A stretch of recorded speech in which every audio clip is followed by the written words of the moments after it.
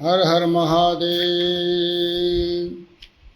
नमः शिवाय नमः शिवाय नमः शिवाय ओम नमः शिवाय। हर हर भोले नमः शिवाय नमः शिवाय ओम नमः शिवाय नमः शिवाय ओम नमः शिवाय ओम नमः शिवाय ओम नमः शिवाय नमः शिवाय ओम नमः शिवाय। सभी फेसबुक बंधुओं से निवेदन है कि शिव पुराण की कथा लाइव शुरू कर रहे हैं।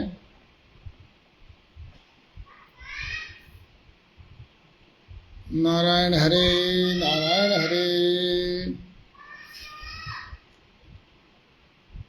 शिव पुराण मुनीश शर्मा जी जय हो। कथा प्रारंभ होता है, सुनो वीर हनुमान। आसन आन विराजियो पवन पुत्र बलवान। सियावर रामचंद्र पद जय शरणम शंकर हरिओम जय जय सिया राम। मंगल भवन मंगलहारी द्रवौषध दशरथ अजिर बिहारी। दीन दयाल विरत संभारी हरहु नाथ मम संकट भारी। नमः शिवाय हर हर महादेव। कर्पूर गौरम करुणावतारम संसार सारम भुजगेन्द्रहारम। सदा वसंतम हृदयारविंदे भवम भवानी सहितम नमामि।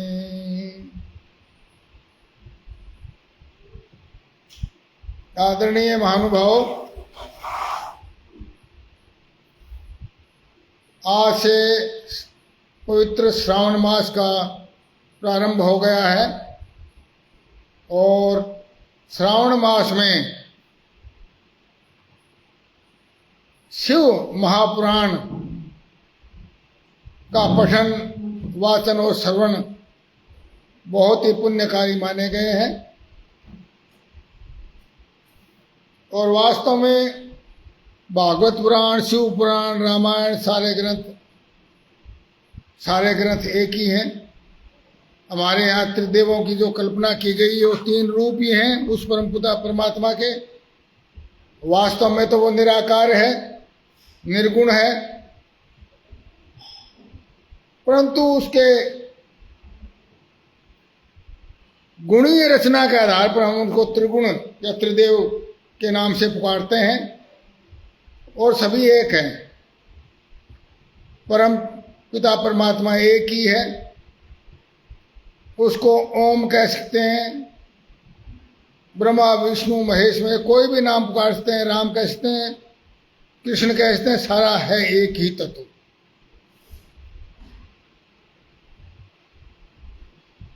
एक ही प्रकाश से सारा संसार, सारी सृष्टि, त्रिलोकी, सभी लोग उसके प्रकाश से प्रकाशित हैं। एक ब्रह्म कुछ और नहीं, हरि हर दुर्गा मात वही। देव देवियां रूप उसी की, देश काल अनुसार से ही। अलग अलग देश काल परिस्थितियों के अनुसार अलग अलग उनके नाम हैं, अलग अलग भाषाओं के हिसाब से अलग अलग नाम हैं, परंतु वो परमात्मा स एक एव प्रभु द्वितीय। वो प्रभु एक है और अद्वितीय है, उसके बराबर दूसरा और कोई नहीं। तो शौनक जी ने पूछा, महाज्ञानी सूत जी, आप संपूर्ण सिद्धांतों के ज्ञाता हैं, प्रभु मुझसे पुराणों की कथाओं के सार तत्व का विशेष रूप से वर्णन कीजिए। ज्ञान और वैराग्य सहित भक्ति से प्राप्त होने वाले विवेक की वृद्धि कैसे होती है। यानी ज्ञान और वैराग्य सहित भक्ति। आप भक्ति कर रहे हो तो ज्ञान नहीं है, भक्ति के बारे में कोई फायदा नहीं उस भक्ति का। तो ये पूरा बोला ज्ञान और वैराग्य। आप भक्ति करते हैं परंतु वैराग्य नहीं है, संसार में ही रमे हुए हैं। माला फेरे तो चूक गया, मिटा न मन का फेर। कर का मन का डाल के मन का फेर। तो वैराग्य युक्त भक्ति और ज्ञान और वैराग्य युक्त जो भक्ति होती है उससे क्या पैदा होता है? विवेक की वृद्धि कैसे होती है, यानी उससे विवेक की वृद्धि होती है। ज्ञान और विवेक में अंतर है। विवेक के अंदर ज्ञान तो किसी बात की जानकारी, जानकारी का नाम ज्ञान है, किसी चीज को जानना बस। और विवेक अच्छे बुरे की पहचान का ज्ञान, उसको विवेक बोलते हैं। क्या करणीय है, क्या करणीय नहीं है, अकरणीय है। इस निर्क्षीर विवेक, इसको निर्क्षीर विवेक बोला है। जैसे हंस जो होता है, यदि उसके आगे दूध के अंदर पानी मिलाकर रखा जाए तो कहते हैं हंस उसके अंदर से दूध को पी जाता है और पानी छोड़ देते हैं। इसको बोलते हैं निर्क्षीर विवेक। तथा साधु पुरुष किस प्रकार अपने काम, क्रोध आदि मानसिक विकारों का निवारण करते हैं। यानी जो साधु पुरुष हैं, सज्जन लोग हैं, अच्छे लोग हैं, वो अपने मानसिक विकारों का निवारण कैसे करते हैं।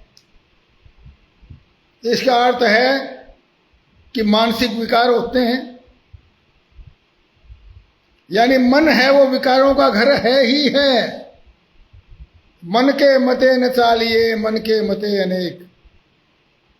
और इसको राजस्थानी भाषा में बोला गया है, मनना ताने काहीं विधि समझाऊं, और मनड़ा थारे मते चलूं तो सीधो नरक में जाऊं। यानी नरक का द्वार है मन। मन टिकता नहीं, मन भ्रमित होता रहता है। हर हर महादेव, नारायण हरि नारायण हरि। यानी मानसिक जो विकार है, मनुष्य है तो उसमें मन है, मन है तो उसमें विकार आए ही आएंगे। और विकार अच्छे और बुरे दोनों तरह के होते हैं, सद्विकार भी होते हैं, कुविकार भी होते हैं। यानी जो मूल है उससे विकृत होने का नाम विकार है, अस्वाभाविक स्थिति का नाम ही विकार है। तो साधु पुरुष किस प्रकार अपने काम, क्रोध, मन विकार क्या है? 6 प्रकार के विकार बताए। काम, क्रोध, मद, लोभ, मोह, अहंकार।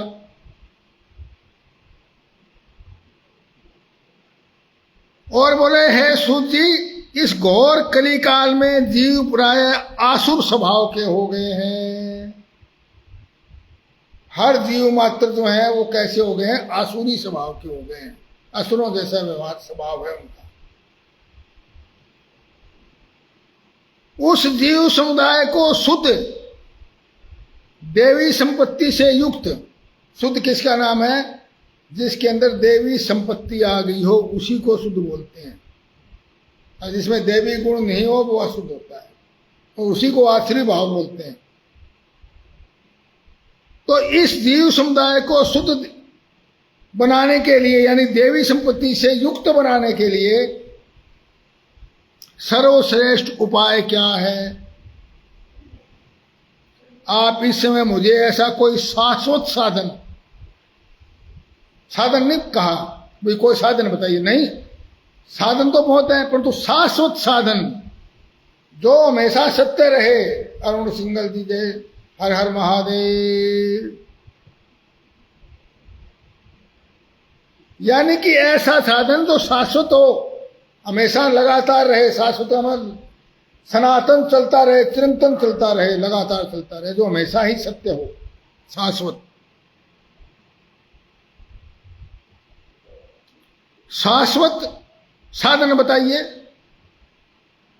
जो कल्याणकारी वस्तुओं में भी सबसे उत्कृष्ट, यानी सबसे उत्तम, सबसे अच्छा एवं परम मंगलकारी हो। केवल मंगलकारी नहीं कहा, परम मंगलकारी हो, उससे और बढ़िया हो ही ना। सबसे बढ़िया से बढ़िया हमें बताइए। तथा पवित्र करने वाले उपायों में भी सर्वोत्तम पवित्र कारक उपाय हो। तात वह ऐसा साधन हो जिसके अनुष्ठान से शीघ्र ही अंतःकरण यानी मन की विशेष शुद्धि हो जाए और उससे निर्मल चित्त वाले पुरुष को सदा के लिए शिव की प्राप्ति हो जाए। तो शिव की प्राप्ति यहां पर क्या अर्थ है? शिव का मतलब, शिव का मतलब कल्याण। तो शिव नाम कल्याण का ही नाम शिव है। सूत जी ने कहा है, मुनिश्रेष्ठ सोनक तुम धन्य हो, क्योंकि तुम्हारे हृदय में पुराण कथा सुनने का विशेष प्रेम एवं लालसा है, और इसलिए मैं शुद्ध बुद्धि से विचार कर तुमसे परम उत्तम शास्त्र का वर्णन करता हूं। हे वत्स, वह संपूर्ण शास्त्रों के सिद्धांत से संपन्न, भक्ति आदि को बढ़ाने वाला तथा भगवान शिव को संतुष्ट करने वाला है, और कानों के लिए रसायन है, अमृत स्वरूप और दिव्य है। तुम उसे श्रवण करो, यानी तुम उसे सुनो। हे मुने, वह परम उत्तम शास्त्र है शिव पुराण। हर हर महादेव।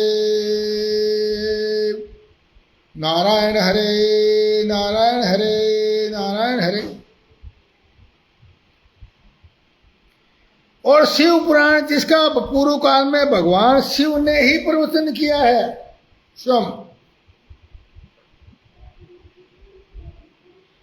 यह काल रूपी सर्प से प्राप्त होने वाले महान त्रास यानी महान कष्ट का विनाश करने वाला सबसे उत्तम साधन है, काल रूपी। और इसलिए भगवान शिव को महाकालेश्वर कहा गया। तो काल रूपी जो सर्प है, क्योंकि सर्प डसता है तो कष्ट होता है, तो काल जब किसी की यानी मृत्यु, और समय में इनका नाम भी काल है, समय के अनुसार जो मृत्यु आती है उसके कष्ट को जैसे सांप डसता है इतना बड़ा वो कष्ट है, उस होने वाले कष्ट का विनाश करने का सबसे उत्तम साधन शिव पुराण है। आदरणीय महानुभाव, हमने भागवत पुराण पढ़ी, उसमें भी यही चीजें हैं। ये शिव पुराण भी मैंने कई बार पढ़ी है, लाइव पहली बार आ रहा हूं। इसमें भी वही तत्व आएंगे जो भागवत पुराण में थे, और वही रामचरितमानस में था, रामायण में था।